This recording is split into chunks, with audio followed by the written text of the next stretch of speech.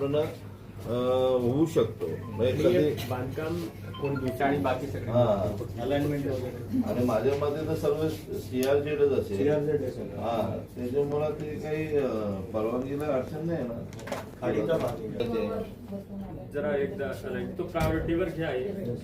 प्रायोरिटीवर घ्या, कारण सांगण्याच्या याची खास गरज आहे. ठाणे महापालिका आपल्याला पत्र देतं, आपण 27 तारखेला एक DPR बनवा. आपण यांच्या मार्फतच एक DPR बनवला आणि तो भेंडे साहेबांच्या मार्फत शिफारस राहिलेला आहे, तर तो रिवाईज करायचा आहे. तर तो रिवाईज DPR आता धोंडकर साहेबांकडे आपण त्याला स्मार्ट सिटी सोबत इंटिग्रेट करणारच आहोत. आपण वेगळं करून घ्या ना DPR.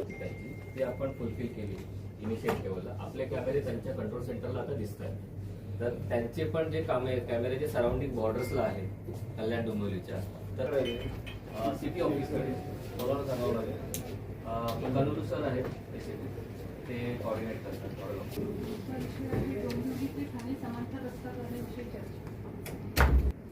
लोक जेव्हा आपल्या ट्रेक कधी बंद पडतात तेव्हा लोकांना ट्रॅकवर यावं लागतं. मग जर समांतर रस्ता असेल, समांतर रस्ते ही आपली अलाइनमेंट वगैरे झालं होतं का? अलाइनमेंट नाही अजून थेट झाली.